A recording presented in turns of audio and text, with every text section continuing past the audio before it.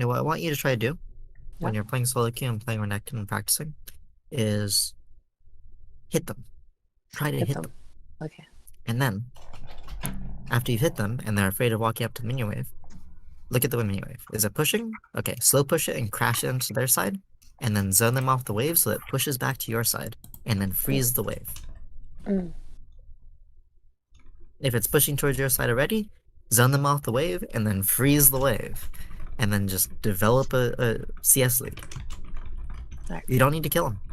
In fact, if you're up 70 CS, That's like you've already killed 2. them. That's like 3 kills. Yeah. Oh, alright. Like in our 1v1 right now, just now, I solo killed you 5 times. Yeah. 5 or 6 times. Just based off a gold difference. And an XP difference. I was up a level at the end. And I had 70 CS lead. That you're useless at that point, and I'm relevant. Yeah. And that's like Renekton's major power is being able to make people irrelevant by bullying them in the laning phase, for laning phase at least. And then that prevents champions that outscale you from actually scaling because they're always on the back foot, right? So you look at like Trundle's power spikes. He spikes in power around level 9 and can start fighting and like beating you in fights. But if you're up 700 gold on him, then that level difference, the effective power from the levels, is negated by the effective power of the gold and experience difference. And that's what snowballing really is. Snowballing isn't just getting gold for yourself and letting the opponent get gold. Snowballing is creating a gap between you and your opponent. Alright. And that gap doesn't have to be kills. Kills are the flashiest, most obvious, prettiest way to do it. And everybody feels good being 12 kills deep. But I'd prefer you to be 1 kill deep and up 100 CS and 12 kills deep and down 70. Okay. I'll start solo queue tomorrow then.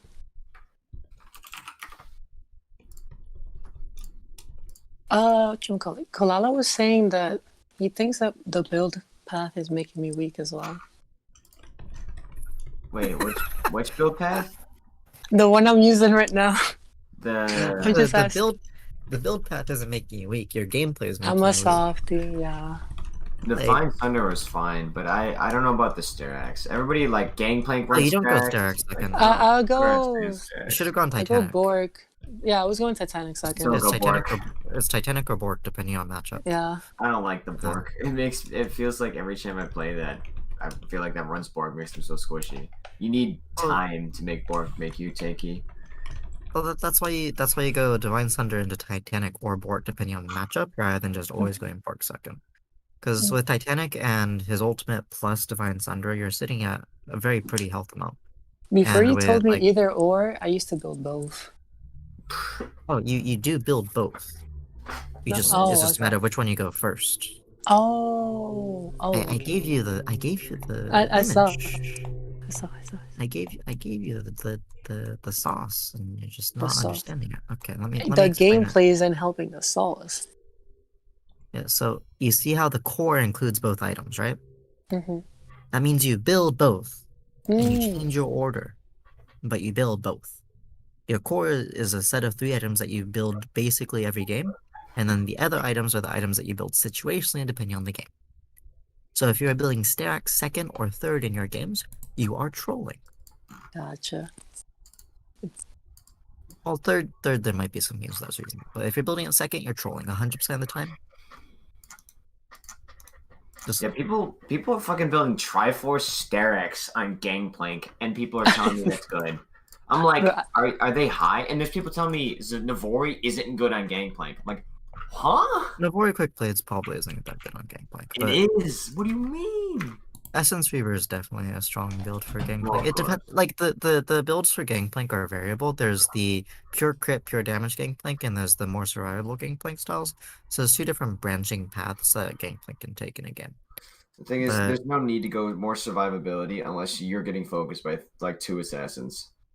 But by that time, that's why it depends on the game. Just by like GA and stuff. GA is garbage, so we ignore that. Like if you're going the carry style Gangplank with crit, then you build shield bow. Anyway, you build shield bow with Really? No, I don't like that. the crit style Gangplank is Essence Reaver, shield bow, Well, of and like course, IE Essence. insert, I and go or golf. Essence. So I think my original build, it's hard to get a mythic in there that's necessary because I do like building Essence from Navori and IE. But then I would eventually have a Stride Breaker.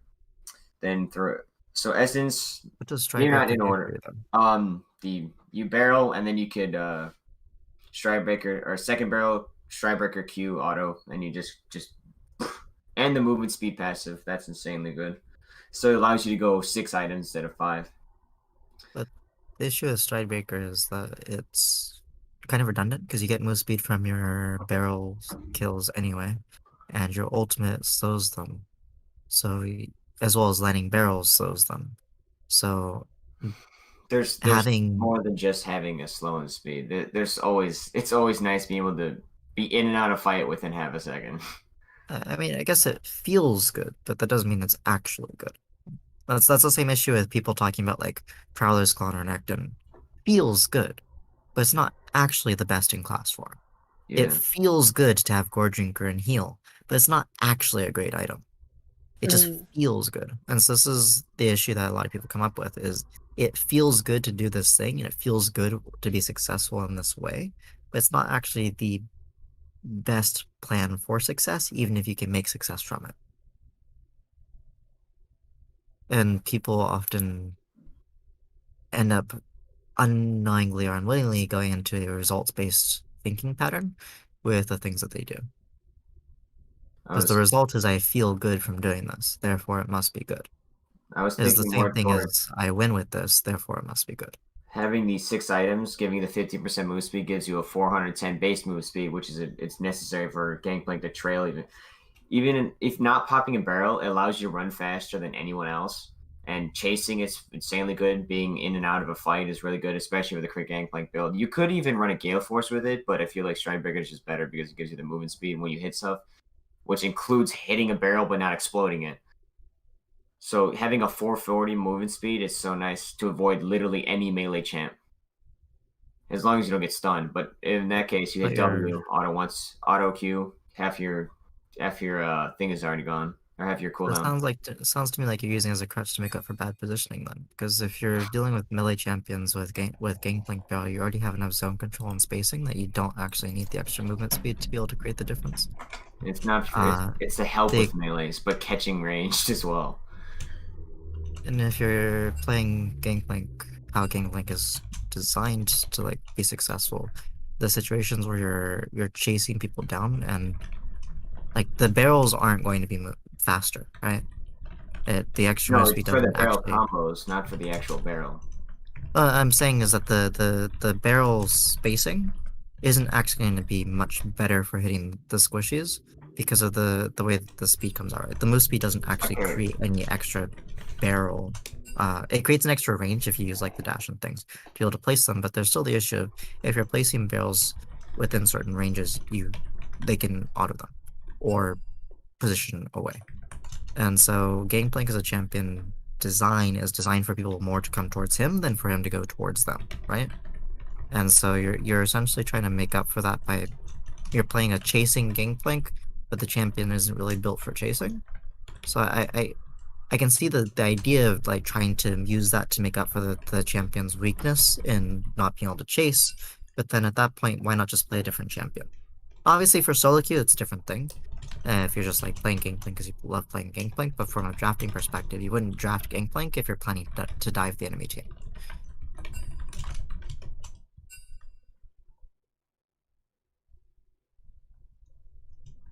Does that make sense? yeah.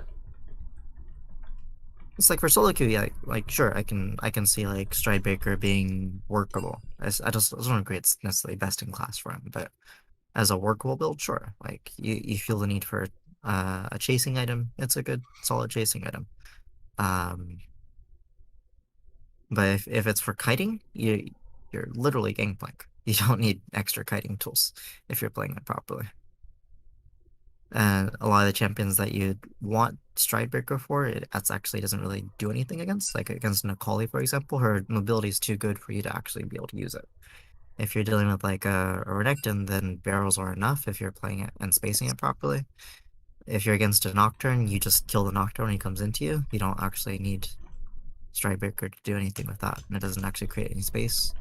Like there's very few champions where on a defensive track, Strikebreaker gives you anything extra, unless it's making up for a mistake on your positioning already. As a crutch, I think it's fine. For chasing, I do see it. Move speed's always good, so like sure.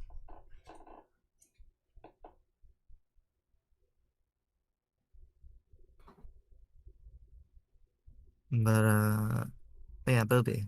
LDR or Gale Force, the choice between the two, in a lot of games comes down to how often can you click them. If you cannot click them a lot, then Gale Force becomes better. If you're having to like deal with a lot of things coming your way. In that game, Kraken Slayer is better, and then for Keystone, Lethal Tempo or yeah, Lethal Tempo is probably best right now. Oh, actually. That's my favorite. The reason for that is that Conqueror takes too long to stack. Oh yeah. You're not actually getting a lot of value from it. This is like pros and such do it, but it's not actually that good.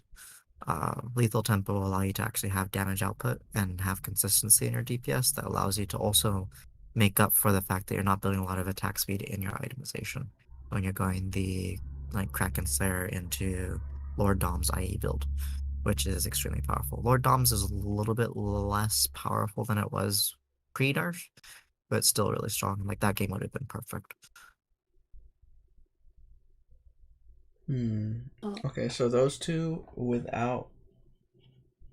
I guess that makes sense. I was about to ask about the Runins. I guess Runins would have to go third. I thought Runins was really strong. On Jinx specifically. Runins' best cases are good, but without IE, you're missing a lot of damage. So you'd go like for maximum damage, you'd go Kraken, LDR, IE into Runons.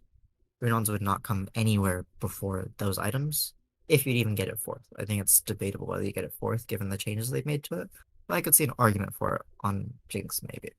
The issue with the Runons is that it requires them to actually be stacked on top of each other for it to actually give you a lot of damage. Like the optimal Runons case is they're all in a small ball and you're auto-attacking them, because then all of them crit, all of them hit, all of the targets, right?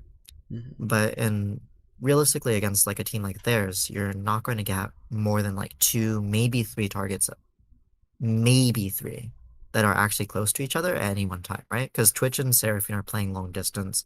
Fizz is usually going to try to flank or be like separate from the team, and then Trundle and Amumu are standing in front of you. So you're looking at 2 targets at most. And so you'd rather just kill 1 target, especially with the Malzahar, right? Malzahar ults a target, you kill them instantly. That's a lot better than you half health 2 targets and then they both get to use all their cooldowns. Makes a lot of sense. That case, actually, I think it was probably better to not even be Jinx. Yeah, that game, like, Jinx is fine, honestly, but for your overall team composition, there probably were better ADCs. But it's hard to say because the draft would have been different if you didn't first pick Jinx. So, if you're B1ing Jinx, it's I can't really say anything about whether or not it's gonna end up being good for you to pick it, because they're gonna jab around that, right? Jinx isn't really a B1 pick champion unless you are B1 pick Jinx. Did you not? That was B1 Techrum? We Hecarim, yeah. Hecky. Hecarim, and then B2 Rel, I believe it was. I'm a little bit spacey on what the order was. I think. Oh right, you're picking first. You're at the top of the pick order, but you didn't actually pick your champion. Yeah. Right? As I think that's my mix up there, because I'm used to LCS order, so I saw your name with the pick. Okay. That makes sense. Frost. Yeah. On a scale of 1 to 10 during that 1v1, how bad was my ability usage? W, like a 6. If I was playing more seriously, I would just wait out the W. So you'd want to be a bit more flexible with using it. You don't always W right away. I was waiting for the Or- Spidey signals on your head. Yeah. For everything else, like Q usage is kind of weak. You could have actually had more pressure at level 1 than you did. Like, you win level 1 against Renekton. Oh, okay. I didn't know that. Shen's level 1 and level 2 is actually favored in Renekton. Gotcha. If you actually push it. If you give me level 2 advantage, of course I just win, right? Most champions, level 2 advantage, they win. Yeah. But your shield plus grass proc plus the percent damage from AQ is always going to be favorable into a lot of champions. It's just a lot of damage. And the extra range as well makes it really difficult to play the range properly to be able to trade back with you. Yeah, I Like, saw you couldn't auto me that one time. Yeah. Like, if you play that range and abuse it really, really well, you can, because they get grass procs and bully people out of lane at level 1. Like, Shen's level 1, level 2 power spikes are really, really powerful. You can often solo kill people during that time, and then his level 3 to 5 is kind of mediocre and compared to everybody else. You just abuse that level 1, and then you just kind of sit back after getting that early advantage. There's a lot of how, like, higher level Shen's play it. My Shen is not good enough to display it for you.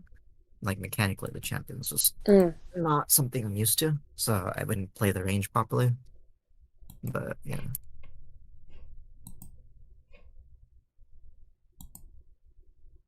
Alright. You'll see a new album by next week, don't worry. Yeah, I expect you to be gold with the Renekton. Wait!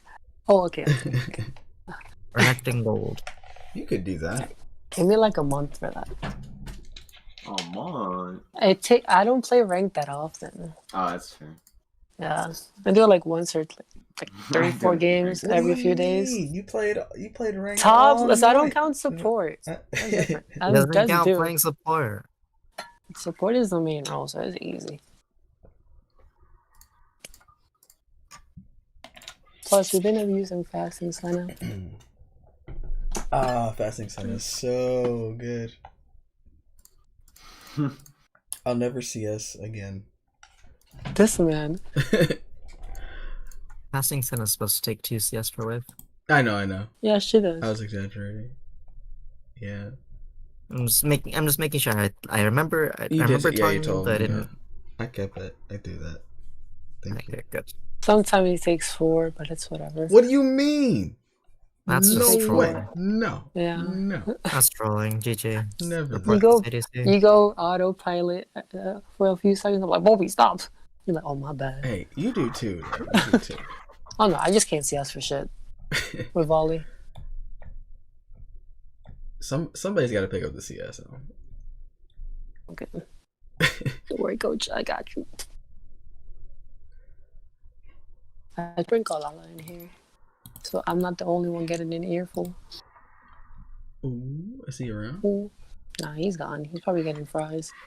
Or in a corner like he's. You said he's getting fries. You want him to get fried, huh? Yeah. Okay. So frying koala. Yes. Let's see. Ganked bot, it was a mistake because you should have known that your bot laners would waste all of their gold buying useless items. You ganked for top and mid instead. Flaming, frying the bot lane as well at the same time. Wait, doing the what bot? Just flaming bot lane as well. You know, just 2 birds. What are you saying? Because of 1 stone. my protect me bow. yeah. The bow Runon's build wasted gold. You might as well have not bought items. I should have been in the game. Too soft. Wait, Average, you back home? What? You back home? I leave Friday and come home Sunday. Oh, I'm stupid. Yeah. I read it wrong. Don't agree on a stupid part. Oh, come on. I got invited to play games. I'm gonna have to play that and go join them in the Discord call. But Right. hope this helped. Good luck. Thanks, coach. Have fun. It did. Thank you. That did not So help. scary. Bro, oh my god. What?